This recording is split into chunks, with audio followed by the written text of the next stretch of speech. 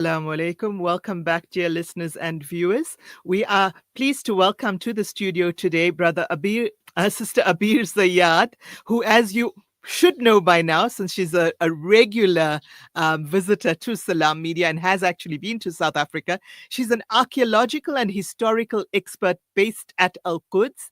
And also we are joined by Brother Ayoob Dadabhay, who is a tour operator currently at Al-Quds. Now, we're going to talk about the fact that Israel has seized loudspeakers from Al-Aqsa Mosque's Qibli prayer hall, and then they withdrew from the area yesterday. The occupation forces are also preventing Palestinians from the occupied West Bank from entering Jerusalem and praying at Al-Aqsa. And they do this on a regular basis, specifically in Ramadan, as I experienced 2 years ago. They're only allowing Palestinian women over the age of 40 to enter the city.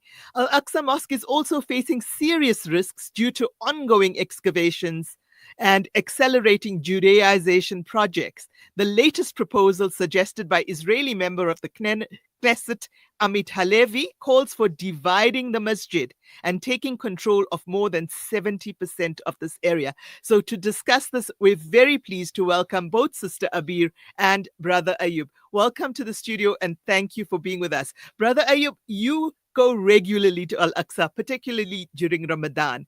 So you were saying to me before we came live that the loudspeakers have been seized to the extent that while you can now hear the Salah in the Al-Aqsa compound, once you're outside of the walls of the old city, you can no longer hear it as in the past. Assalamu alaikum wa rahmatullahi wa barakatuh. So once you're outside the compound of Masjid Al-Aqsa, not the old city, then obviously you can't hear it like you in the previous years. So they have silenced the speakers, and it was to an extent where only if you were in the compound of Masjid Al-Aqsa do you hear the prayers. Right. You have this beautiful view of Masjid Al-Aqsa behind you, of the Dome of the Rock Masjid. And I presume you're very close to the actual masjid at the moment. No. I'm actually sitting in the hotel in the foyer. It was about too early, and the reception isn't too good at the moment in Masjid Al-Aqsa. So this is a picture on the wall behind me. But Behind yeah, you. that's what it looks like on a regular basis. Alhamdulillah. Alhamdulillah, you're making me quite jealous in a good way and yearning to be back. So, Oh, Brother Ayub, inshallah, I mean, have you inshallah. noticed any difference in the way that Palestinians have been treated this year, particularly since this ongoing genocide, first for 17 months of bombardment and now by starvation and cold, basically, in Gaza, and the ongoing ethnic cleansing in the West Bank, which we've just been talking to two guests about over the last hour. Have you noticed any differences? So basically, like you mentioned earlier, that the people from the West Bank are not allowed to visit Jerusalem, and this has been the case since 7th of October or 8th of October, 1.5 years ago. So in that sense, it hasn't changed. Yes, Masjid Al-Aqsa is very, very quiet. The only people that are in Masjid Al-Aqsa are the people from in and around Jerusalem and stuff like that. Like Alhamdulillah, yesterday and today the crowds are a bit bigger, but that is because a lot of people have come from the north. So yes, Masjid Al-Aqsa is very, very quiet at the moment. It's not the usual Ramadan vibe that we're getting. It's it's very simmered down. But we make dua, inshallah. A lot of South Africans and brothers from the families from the UKs and South Africans will be arriving shortly, and inshallah it won't make a big difference, but it will add a few numbers to the numbers that are in Masjid Al-Aqsa at the moment. I mean, because as I'm sure you know, that among some of the Zionists, there is this belief that the day Masjid Al-Aqsa is empty, that is the day when their victory will be nice. So we must do everything, even if we don't believe that, we must do everything in our power to actually go and fill Masjid Al-Aqsa for every Salah, inshallah. So I do urge our listeners and viewers to make the trip to Al-Quds. I know that many people like to go for Umrah now in Ramadan, and that is also beautiful. But really, right now, it is urgent. Masjid Al-Aqsa needs us. We should, if we can afford to do so, if we have the time and the resources to do so, we really should be repeatedly visiting Masjid Al-Aqsa and keeping the Islamic nature of Masjid al-Aqsa alive. And with that, I would like to bring in Sister Abeer here as the archaeologist and historian. As I mentioned earlier, the ongoing excavation and this acceleration of Judaization is very concerning. Sister Abeer, can you give us a little bit more detail about that?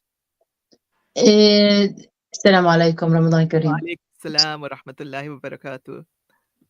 First of all, that these excavation and these digging underneath of the mosque around it in the city is something that's continuous since the occupation. And the idea is mainly it was to find archaeological evidence to support their claim, because all the myth of Israel and Zionists is depend on the story that they was here before 3,000 years and that there was a kingdom for them and such thing.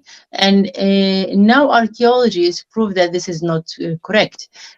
So they try to manipulate, to try to find anything that they can use it to support their propaganda. But even that they does not have any archaeological evidence, but they still speaking about this propaganda. And what you're hearing now from the Knesset is connecting with this propaganda that there was a temple and that they want to be there and to take the place. And with all the thing that is happening in the world, and that they seen that the Arab country, the Muslims all over the world was silenced all over the 2 years, and they did not do anything. So they expecting that even if they take the mosque, that it will be again small protesting here and there, and that's it. There is nothing serious will happen to Israel. And do you believe that's true? I don't believe that the Muslim world generally and Palestinians more specifically, and even more specifically Jerusalemites, will allow that to happen. We as a Jerusalemite, as the people in 1948 land in the West Bank, we will not accept that, of course. And of course we will fight for that, but it's but how much we can do? You can see that the genocide, what is happening in Gaza, what is happening in the West Bank, people are terrified. So our power is not as it used to be. And without a real standing from the Islamic world, from the world around to stop Israel from what they are doing, I don't know what will happen.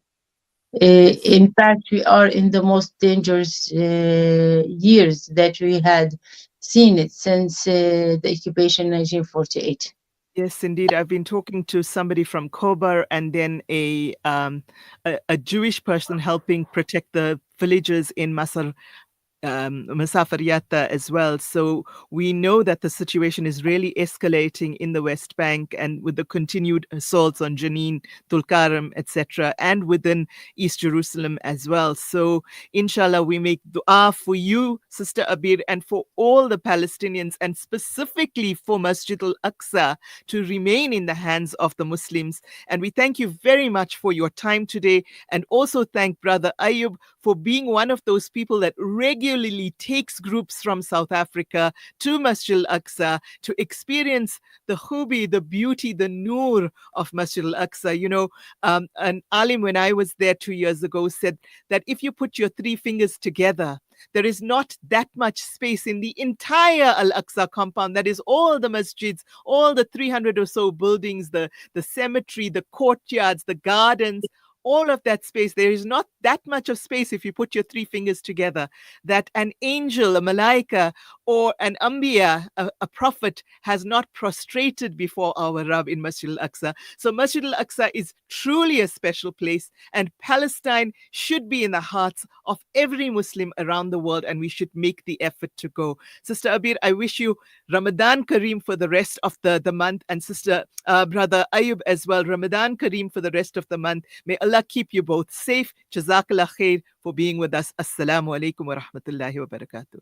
Wa alaikum assalam. Wa alaikum salam wa rahmatullahi wa barakatuh.